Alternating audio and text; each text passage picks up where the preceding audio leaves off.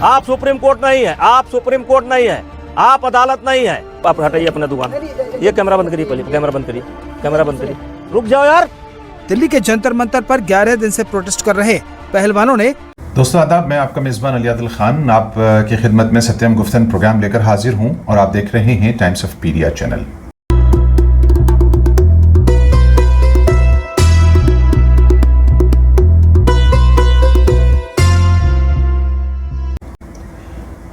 नारा झूठा या झूठी नारी, इस संबंध में आज बात होगी। हमारी आज की वीडियो में तथ्यों के आधार पर कुछ ऐसे कड़वे सच हैं जिनको झूठे लोग बर्दाश्त शायद नहीं कर सकेंगे, लेकिन वीडियो को देखना इसलिए ज़रूरी होगा कि हकीकत को समझा जा सके। आपसे गुजारिश है कि अगर वीडियो और नज़रिया पसंद आए तो चैनल सब्सक्राइब करने की मेहरबानी फरमाएं। आगे बढ़ते हैं दोस्तों। बेटी पढ़ाओ बेटी बचाओ, बेटी का सम्मान मेरा ईमान, ये दो नारे आपको टैक्सियों, ट्रकों, दीवारों, पोस्टरों, school bus, school books, note pads सब जगह दिखने को मिल जाएगा। और आप देख रहे होंगे, महिला पहलवान यौन शोषण मामले से पहले देश में लगभग हर 4 महीने के बाद एक बड़ी घिनौनी घटना हो जाती रही है, जिसको राजनीति का संरक्षण हासिल होता है।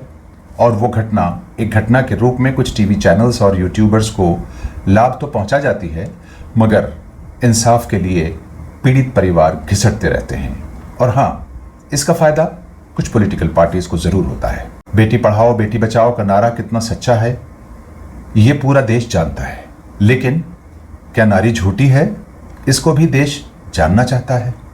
हाँ, नारी भी झूठी हो सकती है, मगर उसको झूठा साबित करने के लिए सच को सामने लाना बेहद जरूरी होगा, जो अभी तक नहीं लाया गया। और जाहिर है उस पूरी प्रक्रिया के लिए अदालतें मौजूद हैं। अभी तक आरोप प्रत्यारोप का घमासान चल रहा है।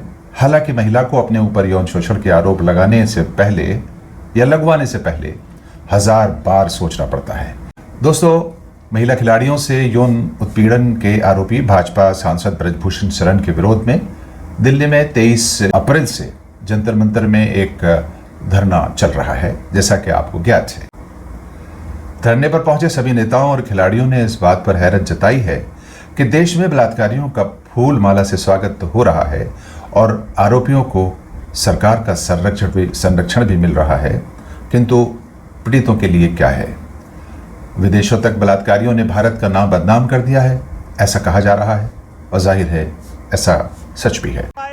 दोस्तों, हम आपको बता दें कि भारतीय कुश्ती महासंघ के विवादित अध्यक्ष ब्रजभूषण शरण के खिलाफ यौन उत्पीड़न के आरोपों के चलते अंतर्राष्ट्रीय स्तर पर भारत की बदनामी इस हद तक हुई कि भारत से एशियाई कुश्ती चैंपियनशिप की मेजबानी तक छीन ली गई थी। यूनाइटेड वर्ल्ड रेसलिंग यानी UWW ने बड़ा फैसला लेते हुए कहा कि कुश्ती के इस बड़े टूर्नामेंट को भारत में कराने का माहौल नहीं है, लिहाजा इसको कजाकिस्तान में शिफ्ट कर दिया गया था। इस बात की चर्चा भी बार बार हो रही है कि बीजेपी में शामिल होते ही आरोपियों के सब आरोप खत्म हो जाते हैं। हालांकि केंद्र और बीजेपी शासित प्रदेश इस बात का प्रचार कर रहे हैं कि उनके काल में समाज भ्रष्टाचार मुक्त और अपराध मुक्त हो रहा है और चुन चुनकर अपराधियों को मिट्टी में मिलाया जा रहा है। लेकिन सरकारी आंकड़े कुछ और बता रहे हैं। अपराध का ग्राफ लगातार बढ़ रहा है, खासतौर से महिलाओं के मामलों में अपराध काफी बढ़ा है। हालिया महिला खिलाड़ी यौन शोषण के आरोपी जब भगवा वस्त्र धारण करके एक टीवी चैनल यानी इंडिया टीवी पर अपना इंटरव्यू और डिबेट के लिए आते हैं, तो लोगों ने इस पर ट्वीट करने शुरू कर दिए और कहा कि अपराधों को भगवा की आड़ में छुपाने की कोशिश अब की जाने लगी है। सुनिए, जो है सुप्रीम कोर्ट नहीं है। नहीं ब्रजभूषण जी, जैसे अभी आपने एक महिला पहलवान का नाम लेकर के बताया कि आपकी कहां पर आपने उनको जो है गले लगा लिया, तो उन्होंने उसका आरोप बता दिया। अब मुझे कोट करने दीजिए ना, अब मुझे कोट कर रहा हूं। दिल्ली पुलिस की जो भी रिपोर्ट आएगी, तुर्की 2015 में ब्रजभूषण जी आपने क्या एक महिला खिलाड़ी की छाती के ऊपर हाथ मारा? सामना करने के तैयार हो। अब आपसे आग्रह करना चाहता हूं कि आप जज ना बने। तो आप कहिए कि वो झूठ बोल रही है, ये कहने से मैं कहां रोक रहा हूं आपको? ब्रजभूषण जी, इससे क्या फायदा है?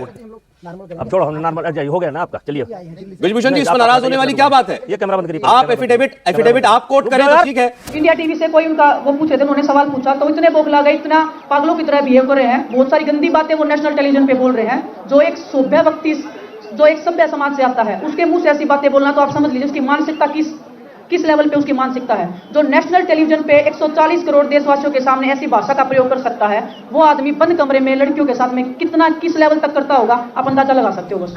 हालिया दिनों में सत्ताधारियों की बौखलाहट देखकर जनता को थोड़ा समझ आया होगा कि अनबायस्ड पत्रकारिता देश के डेवलपमेंट और पॉलिटिकल स्टेबिलिटी के लिए कितना जरूरी होता है। असल में अगर पत्रकारिता अपना फर्ज ईमानदारी से निभाए तो देश और समाज बच सकता है। जब सत्ता में बैठे या सत्ता से जुड़े आरोपियों के संबंध में शासन प्रशासन और मेन स्ट्रीम मीडिया मौन धारण कर लेता है, तब इस बात का इम्कान और बढ़ जाता है कि ये देश की दुश्मनों की कोई बड़ी साजिश हो सकती है, क्योंकि भारत अभी भी दुनिया के पटल पर अनेकता में एकता और विश्व बंधुत्व और वसुधैव कुटुंबकम की विचारधारा के लिए थोड़ी पहचान रखता है और एशिया में उभरती शक्ति के रूप में भी देखा जाता है। और देश की शक्ति यहाँ का सौहार्द है। जिस दिन ये खत्म हो जाएगा उस दिन देश को वापस गुलाम बनाना मुश्किल नहीं रह जाएगा। कई आरोपी नेताओं को इस बात की आशा है कि बिल्किस बानो के परिवार के कातिलों और बलात्कारियों की तरह हमारा भी फूल मालाओं के साथ सम्मान किया जाएगा। रहनुमाओं की अदाओं पे फिदा है दुनिया, इस बहकती हुई दुनिया को संभालो यारो। जय हिंद।